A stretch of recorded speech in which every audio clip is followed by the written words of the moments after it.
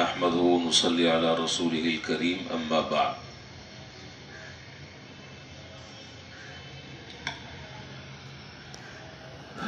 آج ایک دعا کا ذکر کرنا ہے اور اس دعا کی تھوڑی سی تشریح آپ کے سامنے ذکر کرنی ہے۔ یہ بڑی عجیب و غریب دعا ہے جو حدیث شریف میں آئی ہے۔ ویسے تو دعا کا کوئی وقت نہیں ہے، آدمی جب چاہے دعا کرے، جب چاہے اللہ سے مانگے، کوئی وقت مقرر نہیں ہے۔ لیکن یہ جو دعا میں بھی ذکر کرنے جا رہا ہوں، اس دعا کے بارے میں حضرت شیخ الاسلام حضرت مولانا مفتی محمد تقی عثمانی صاحب دامت برکاتہم نے فرمایا کہ یہ آخری رمضان کے دنوں میں اور خاص طور پر لیلۃ القدر میں اس دعا کا بہت زیادہ اہتمام کرنا چاہیے۔ اٹھتے بیٹھتے چلتے پھرتے آتے جاتے یہ دعا زبان پر ہو۔ دو بڑے عجیب و غریب اس دعا کے فائدے ہیں۔ سب سے پہلا فائدہ، اس دعا کے پڑھنے والے کو اللہ تعالیٰ کا تقرب نصیب ہو جاتا ہے، اور دوسرا، اس دعا کے پڑھنے والے کا اللہ تعالیٰ سے تعلق مزید مضبوط ہو جاتا ہے اور تعلق جڑ جاتا ہے۔ اب آپ اندازہ لگائیں کہ جس آدمی کو اللہ تعالیٰ سے تقرب نصیب ہو جائے اور اللہ تعالیٰ سے اس کا رابطہ جڑ جائے، اس کو اور کیا چاہیے؟ دنیا اور آخرت کی کشتی اس کی پار لگ گئی۔ تو بہت توجہ کے ساتھ، بہت اہتمام کے ساتھ اس دعا کو سمجھیں، اس کے معنی اور مفہوم کو سمجھیں، اور ابھی سے اس کو پڑھنا شروع کر دیں۔ اس کا کوئی وقت نہیں ہے۔ وہ دعا ہے، اللہم اجعل لی عندک ولیجہ، اور آسان سی دعا ہے، ذرا سی توجہ دیں گے، بار بار آپ دہرائیں گے، اپنی زبان سے یاد ہو جائے گی۔ اللہم اجعل لی عندک ولیجہ، ٹھیک ہے، آسان۔ وجعل لی عندک زلفا وحسن مآب۔ پھر دوبارہ میں پڑھ رہا ہوں، اللہم اجعل لی عندک ولیجہ وجعل لی عندک زلفا وحسن مآب۔ یہ تو ہے دعا۔ اب ذرا سا سمجھ لیں کہ اس دعا میں کیا چیز ہے، کیا بات ایسی بتائی گئی ہے۔ ولیجہ اس آدمی کو کہا جاتا ہے جو کسی شخص کے گھر میں بہت زیادہ کثرت سے آتا جاتا ہو، جس کا تین باتیں۔ پہلی بات یہ کہ ولیجہ اس آدمی کو کہتے ہیں کہ جس کا کسی کے گھر میں بہت زیادہ آمد و رفت ہو، بار بار کثرت سے آتا جاتا ہو، کوئی اس کے اوپر روک ٹوک نہ ہو۔ اور دوسری بات یہ کہ وہ گھر کا رازدار بھی ہو، گھر کے اندر کی باتیں بھی اسے معلوم ہو۔ دو باتیں۔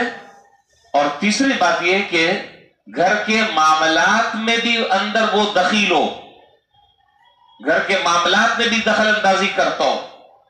تو ایسے آدمی کو ہمارے معاشرے میں اور ہمارے ماحول میں سمجھا جاتا ہے کہ بھئی یہ آدمی فلاں کا بہت زیادہ قریب ہے، بہت زیادہ قریب ہے۔ یہ ہے معنی ولیجہ کا۔ اب اس دعا میں کیا کہا جا رہا ہے، اب اس کو ذرا سا سمجھ لیجئے۔ دعا میں یہ کہا جا رہا ہے کہ اے اللہ مجھے ایسا بنا دیں، ایسا بنا دیں کہ ہر وقت آپ کی بارگاہ میں میں آتا جاتا رہوں۔ مجھے آپ ایسا بنا دیں کہ آپ کے دربار میں، آپ کی بارگاہ میں ہر وقت میرا کثرت سے آنا جانا لگا رہے۔ کہیں خدا نخواستہ ایسا نہ ہو کہ کسی میری گناہ اور بدعملی کی وجہ سے آپ اپنی بارگاہ سے مجھے دھتکار دیں اور نکال دیں، ایسا نہ ہو۔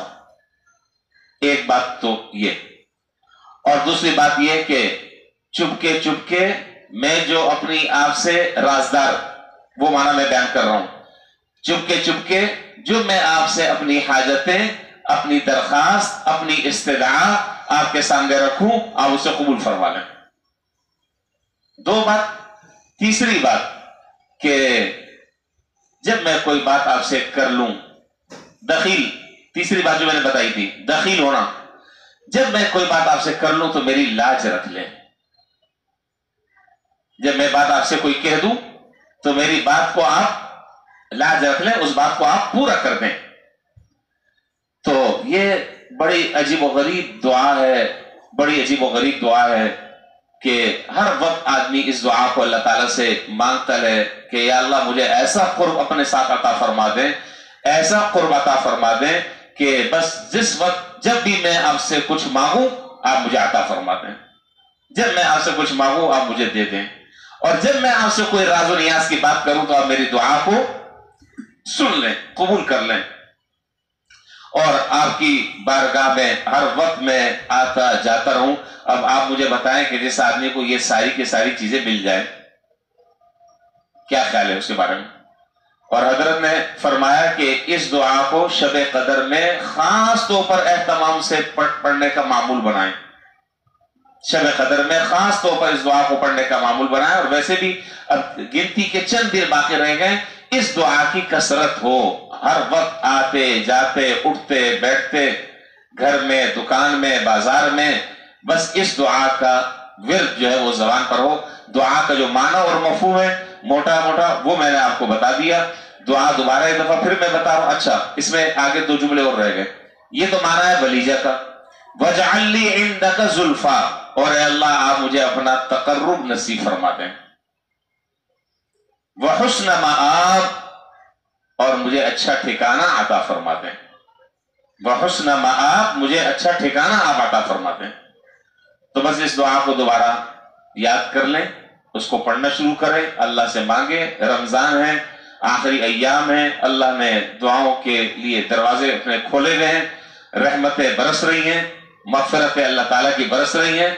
کوئی اس رحمت اور مغفرت کا کوئی قطرہ ہم پر گر جائے تو انشاءاللہ ہمارا مسئلہ حل ہو جائے گا.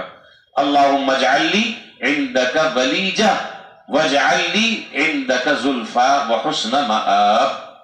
اللہ تعالیٰ ہم سب کو ان باتوں پر عمل کرنے کی توفیق عطا فرمائے. وآخر دعوانا الحمدللہ رب العالمین.